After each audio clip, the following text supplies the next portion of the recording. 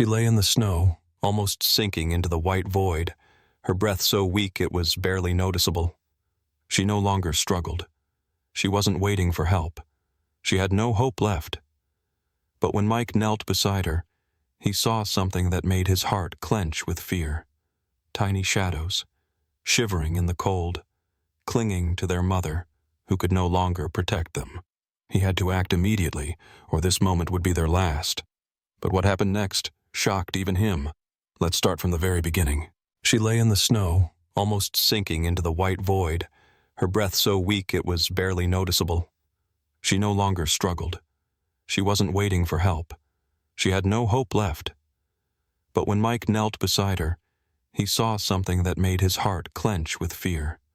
Tiny shadows, shivering in the cold, clinging to their mother, who could no longer protect them. He had to act immediately, or this moment would be their last. But what happened next shocked even him. Let's start from the very beginning. Mike walked through the snowy forest, pulling his hood lower in a futile attempt to shield himself from the biting wind. The frost stung his skin, creeping under his clothes, and every breath he took instantly turned into a thick cloud of steam, dissolving into the icy air. The forest around him was too quiet.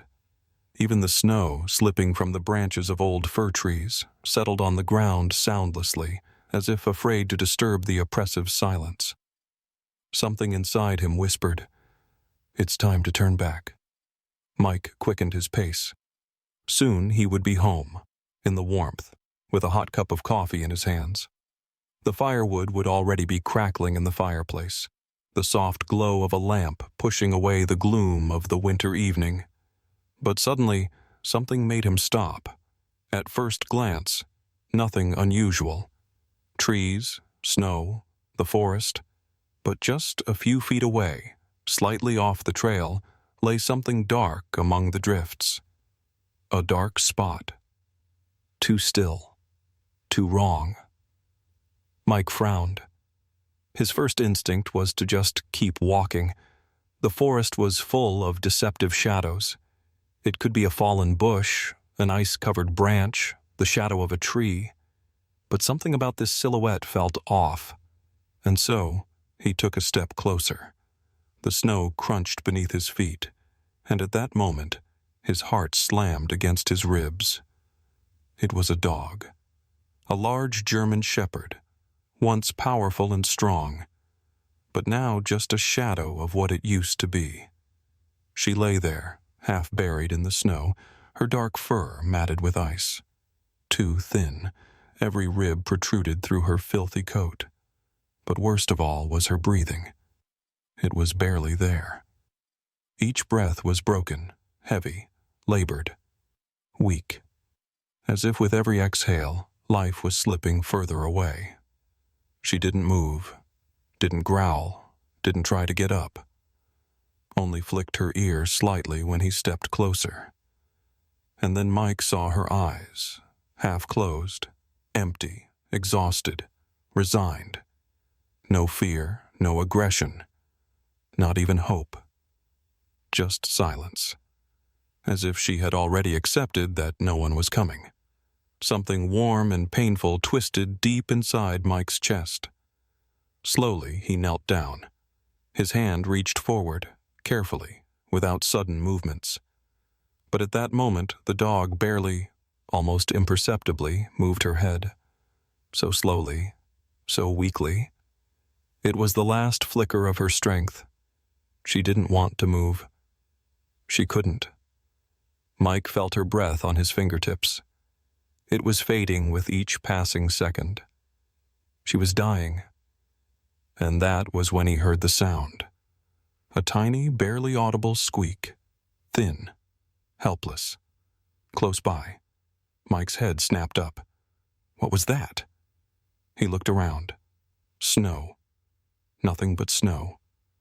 But no. Right next to the dog's belly, something barely stirred. Something small. He squinted, trying to see through the swirling snow. And then his breath caught. They were there. 3 tiny bundles of fur. Puppies. Her puppies. Pressed up against her, trembling, huddling together, their tiny bodies burrowed into their mother's frozen fur, trying to cling to the last remnants of warmth. But she could no longer warm them. Mike froze. He understood. She had fought to the end, walked through the snow, through the storm, through the icy cold, walked with the last of her strength, to hide them, to protect them. But she could go no farther, and now she lay here. The snow was burying her. Her breath was vanishing into the freezing air, and if he didn't do something right now, this would be the end. Mike slowly dropped to one knee, feeling the cold seep through his jeans instantly. But he didn't notice. All his focus was on the dog in front of him. She didn't move. Carefully, he reached out, his fingers hesitating in the air before finally touching her fur. And then his heart clenched. She was ice cold. Not just chilled by the winter air. She felt like a frozen log. He ran his palm along her side. Coarse, tangled fur, covered in frost, stiff in places with a thin layer of ice. Her body. Where were her muscles? Her strength? He could feel every rib beneath his fingers. The dog was emaciated, exhausted, starving. How long had she been lying here? Mike held his breath and looked into her eyes, and froze. She was looking right at him. But those dull amber eyes weren't searching for salvation. They weren't pleading. There was no fear or anger in them. There was only one thing: resignation. As if she already knew no one was coming. As if she had accepted her end a long time ago. Damn. Mike felt a lump rise in his throat. He yanked off his jacket and quickly draped it over her, trying to give her at least a little warmth. But she didn't move. Only exhaled softly, her breath a faint puff of steam in the freezing air. She was on the edge. Mike glanced around in panic. What do I do? How do I help? He had to get her out of here, fast. But before he could lift her, something moved nearby, just a little, so small, so subtle, that it would have been easy to miss. But he didn't miss it. Mike froze. His eyes darted to the dog's side, and then he heard it. A thin, pitiful sound. A whimper. His head snapped up, scanning the snow. What was that? Everything around him was a white void, endless drifts of snow. But no. Right against her belly, something was stirring. Something small, almost invisible. Mike squinted, and his heart stopped. Puppies. 3 tiny bundles of fur. They were there, trying to stay warm, huddling together, trembling, helpless. But their mother could no longer warm them. Her body was too cold, her breathing too weak. They were dying with her. Mike felt something tighten inside his chest. God, they're so small. He saw their tiny noses, how they barely moved, pressing closer to their mother. One of them whimpered, so faintly, as if calling for her. But she didn't respond. She was slipping away. And then Mike knew. He had to act, right now. If he was even a minute too late, they wouldn't survive the night. The house was wrapped in silence. Not a single sound had broken the night, except for the crackling of logs in the fireplace and the occasional gusts of wind outside the window. Mike sat in his chair, his fingers subtly clenching into a fist from tension. In front of him, on an old blanket, lay her, alive, but still unmoving. She hadn't stirred since the moment he brought her home. The puppies, curled into tiny balls, were already breathing deeply, pressed against each other and a warm water bottle. But she... Mike couldn't take his eyes off her weak, barely noticeable breaths. Every inhale felt like a miracle. Was it enough? Would she make it? He didn't know. He could only hope. The darkness outside the window had begun to lighten. The snowfall had calmed, but he couldn't make himself sleep. What if she never wakes up? What if he hadn't done enough? But then, somewhere in the distance, the first light of morning was beginning to spread. He hadn't realized when he drifted off. Mike woke to silence. But this silence was different.